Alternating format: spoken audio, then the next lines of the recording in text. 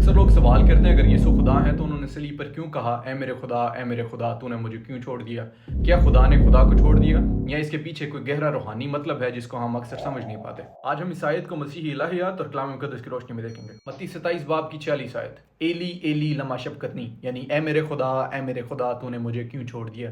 یہ کلمات خداوند یسوع مسیح نے صلیب پر کہے۔ یہ دراصل زبور 22 کا حوالہ ہے۔ یہ جملہ خداوند یسوع مسیح نے خود نہیں بنایا، زبور 22 داؤد نے لکھا، اور زبور 22 کی پہلی آیت میں یوں مرقوم ہے، اے میرے خدا تو نے مجھے کیوں چھوڑ دیا؟ اور حیرت کی بات یہ ہے کہ زبور 22 میں صلیب کی تفصیل صدیوں پہلے لکھی گئی۔ اس سے زبور 22 کی 16 آیت میں لکھا ہے انہوں نے میرے ہاتھوں اور پاؤں کو چھیدا۔ زبور 22 کی 18ویں آیت میں لکھا انہوں نے میرے کپڑے آپس میں بانٹے اور وہ میری پوشاک پر کرا ڈالتے ہیں۔ اور یہ سب صلیب پر اسی طرح ہوا۔ اس کا مطلب یہ ہے کہ یسوع مسیح بتا رہے تھے زبور 22 ان کی کروسیفیکیشن کے بارے میں تھا۔ اپنے سوال کی طرف واپس آتے ہیں کہ خدا نے واقعی یسوع کو چھوڑ دیا تھا؟ یہاں ایک بہت اہم تھیولوجیکل پوائنٹ ہے۔ خدا یسوع مسیح صرف ایک انسان نہیں تھے بلکہ وہ زندہ خدا کا بیٹا اور خدا کا کلام ہے۔ یوحنا پہلے باب کی پہلی آیت میں لکھا ہے ابتدا میں کلام تھا، کلام خدا کے ساتھ تھا اور کلام ہی خدا تھا۔ تو کیا خدا اپنی ذات کو چھوڑ سکتا ہے؟ نہیں۔ تثلیث میں خدا باپ، بیٹا اور روح القدس ہمیشہ ایک ہیں۔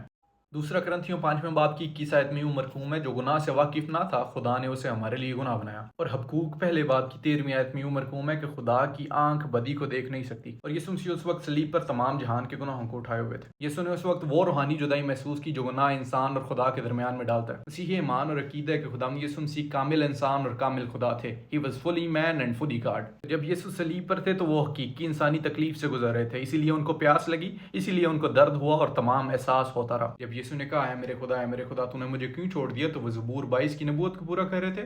وہ انسانیت کے تمام گناہوں کے بوجھ کو اٹھائے ہوئے تھے اور وہ انسانی حقیقی درد کو محسوس کر رہے تھے، لیکن خدا نے انہیں کبھی نہیں چھوڑا۔ اس کا ثبوت ہے ان کا تیسرے دن مردوں میں سے جی اٹھنا۔ God bless you۔